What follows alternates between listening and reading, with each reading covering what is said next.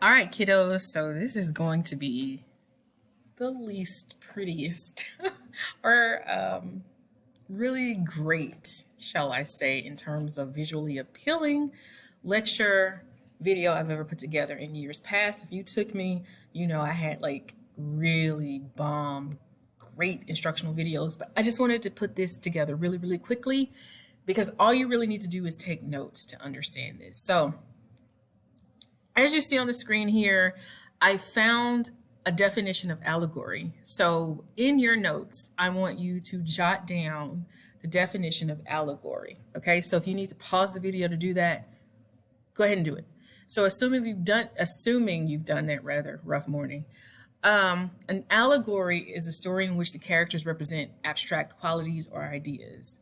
So for example, in Westerns, the sheriff, like Western films, like if you watch a lot of Westerns or if you like Westerns like I do, the sheriff represents the good and the outlaw represents the evil. So if you're looking at those particular Western films, there's always like a sheriff of like a small wild, wild west town, right? And there's also always those sort of crooked bad guys who are maybe robbing people, staging robberies, or just really wreaking havoc on kind of the peace of this small town or village. And it's not just about them being outlaws. It is commentary about them representing all that's bad and wrong with society.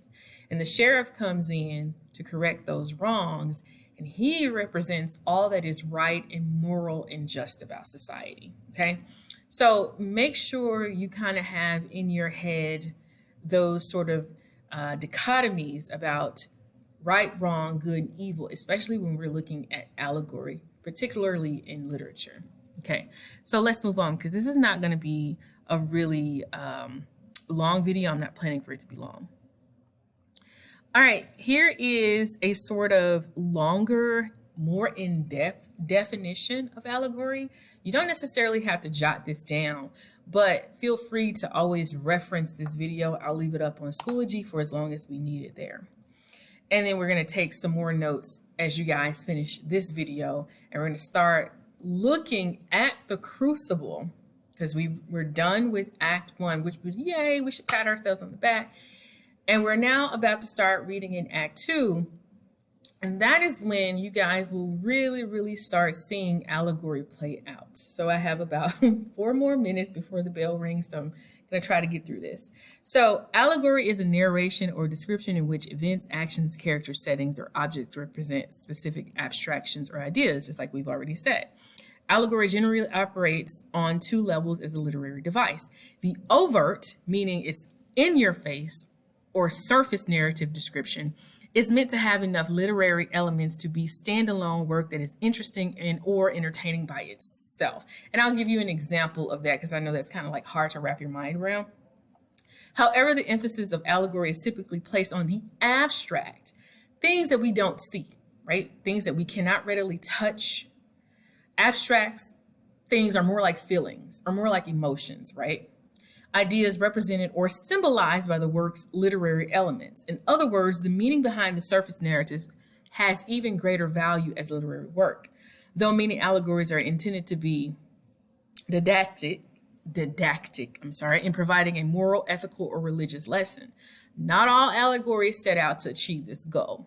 So that's just a lot of rambling, fancy things that I think you do need to know, but don't think too deeply about this. I'm going to give you 4 types of allegory, which is classical, biblical.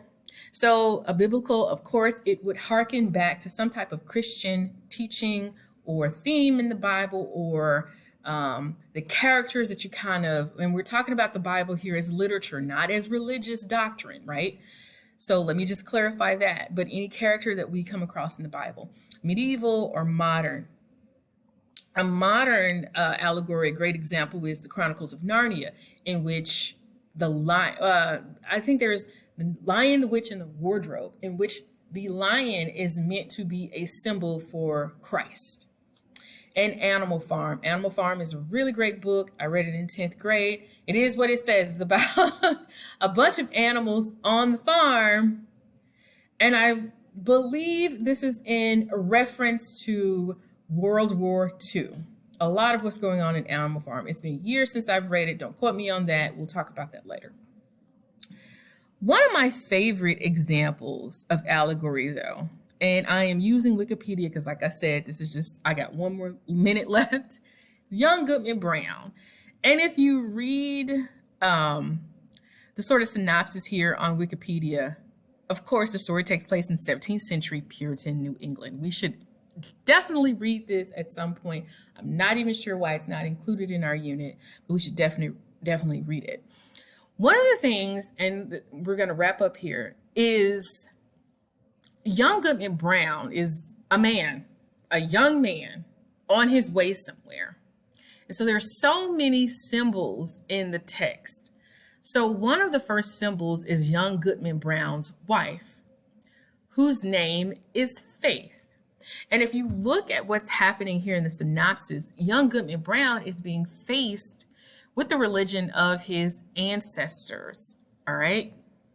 And all of the things that have happened in New England at this point with the Salem witch trials, this is directly related to the crucible and all those events.